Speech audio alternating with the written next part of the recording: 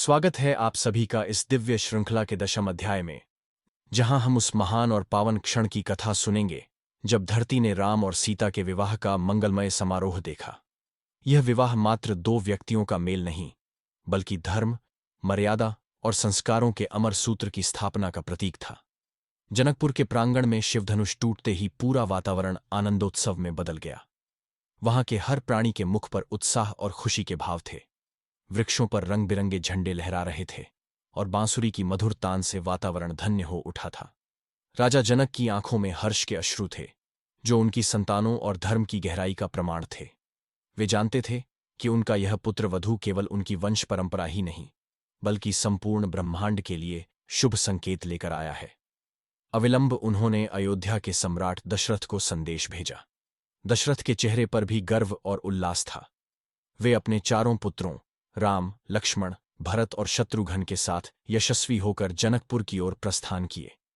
रास्ते में जब वे मिले तो दोनों राजाओं के बीच वह गहरा सम्मान और प्रेम झलक रहा था जिसे केवल धर्म के बंधन जोड़ सकते हैं। इस मिलन में चारों भाइयों और चारों बहनों का परिचय हुआ। राम और सीता, लक्ष्मण और उर्मिला, भरत और मांडवी, शत्रुघ्न और श्रुतकीर्ति। यह मात्र विवाह समारोह नहीं था, यह एक दिव्य युग की स्थापना थी, जहां पुरुषों की मर्यादा और स्त्रियों के आदर्श के साथ सृष्टि का संतुलन तय हुआ। जनक ने गर्व से अपनी पुत्रियों को चारों राजकुमारों के हाथों में सौंपा, मानो वे स्वयं संस्कारों को सौंप रहे हों, जो पीढ़ियों तक अमर रहेंगे। विवाह के दिन जनकपुर का हर कोना दुल्हन के समान सजा हुआ था। स्वर्णमणि से अलंकृत मंडप के चारों ओर वेदों की अर्चाएं गूंज रही थीं, और अग्नि ने साक्षी बनकर अपनी ज्योति से सबको आशीर्वाद दिया।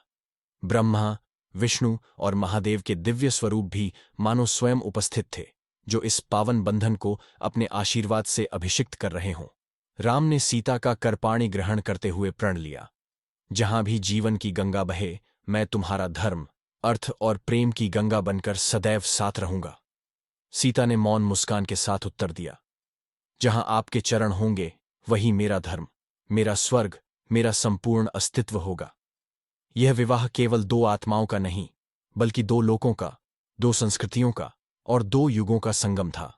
इस मंगल आयोजन के साथ ही सृष्टि में एक नई मर्यादा और एक नया आदर्श स्थापित हुआ। विवाह के पश्चात पूरे जनकपुर से अयोध्या तक मंगल ध्वनि, हर्षोल्लास और आशीर्वाद की गूंज सुनाई दी। समस्त लोग उत्सव में मग्न थे। यह विवाह न केवल राम और सीता के जीवन की शुरुआत थी, बल्कि पूरे संसार के लिए आदर्श और मर्यादा की अमर कथा का प्रारंभ भी था।